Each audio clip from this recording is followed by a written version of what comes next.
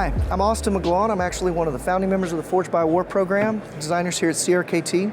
I wanted to talk a little bit about what that program is and what makes those knives different than a lot of the ones you come across. These are combat veterans, people who have been in the shit and they know what it takes and how your life can depend on these tools. And using that experience, we design tools to help the next generation of warfighters and people who are defense-oriented, because it's a dangerous world out there. Unfortunately, in my 7 years in the Army and 7 years in law enforcement, I've met a lot of damn bad people, and, well, you need to have something to deal with that. My designs are all geared towards functionality. They're purposely black, undecorated, and ugly. My 2019 offering is the Duhawk. My Uncle Donald won a Silver Star for Valor at Point Duhawk with the Rangers. I've been beating on this one a little bit. And it has a funny story. When I designed this and I brought it here, I'd been making knives for years, but I didn't know any of the famous knife makers because I'm a backwoods redneck from South Georgia. I met Doug Markita. Doug Markita is one of the fastest-handed, dangerous human beings with an edge weapon on the planet. I didn't know Doug. So he wanted to look at it, and I showed him my prototype. And it's a dagger on all of them I do. CRKT made that part not sharpened, but it's ready to be sharpened so that it would be legal in more places. Well, Doug's sitting there holding it, and every knife I make teaches you how to use it. Like, it's shaped in such a way that you can only grab it the right way. And Doug said, I really love this. I mean, it's got the hollow grind, it's really sharp, the convex edge for, hammer strikes on bone targets, and then a flat grind back here to do utility work with. Well, he said, the only thing I don't like is these nubs. I can't really spin it around. I said, well, I put them on there so you won't spin them around. And I'm talking to Doug Markita, and I have no idea that he is just a dangerous human being. And I said, I put them on there because if you sit here dancing with a knife, I'm gonna cut your hands off with this. And he said, oh, you got a point there.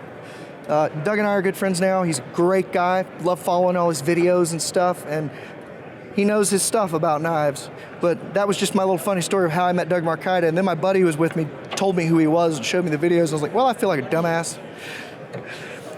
But the 10% of the proceeds from this support an organization called Purple Heart Homes.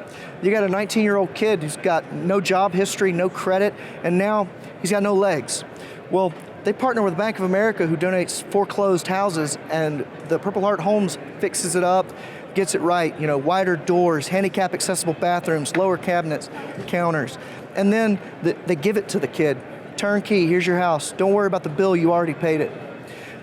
It's a great organization, and that's what separates all the Forged by War knives from the other knives here. These are made by professionals, and every one of them has a story. The Septimo by Jeremy Valdez, he had a helicopter get shot down, and he's in 7th group. Well, he had to use a knife to cut all the wires and comm gear off of the soldiers to get them out of that helicopter.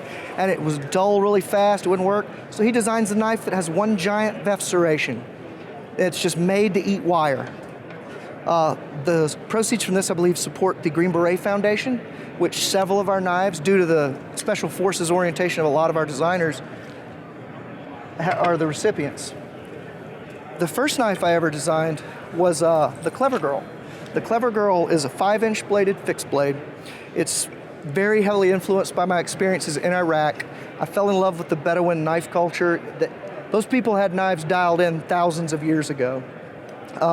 It's intended to be used in this reverse grip, but it's also got texturing and everything for a saber-style grip.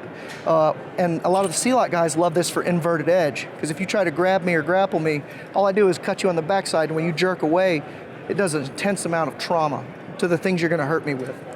I'm also a big believer in having them readily accessible. If you can't get to it quickly and use it, then there's no point. This one is also heavily influenced by the Bedouin culture. I wanted a knife that was really oversized, so even with gloves, you could get a hold of it quickly and employ it. The length is long enough to do the job, but not big enough to be bulky and take a bunch of gear space up. So these are my 3 designs I have out right now. And Green Beret Foundation, Purple Heart Homes. At the end of the day, the most important thing to us is if all this work and effort saves one of your lives, it was all worth it. All the 50-hour days, all of the burnt, cut hands, all the stress, all the travel all over the world, if we save one life with it, I'm happy with that, I can take that. And the fact that the charity makes like twice as much as the knife maker from every knife, is super important to us because at the end of the day, I would rather help them than me.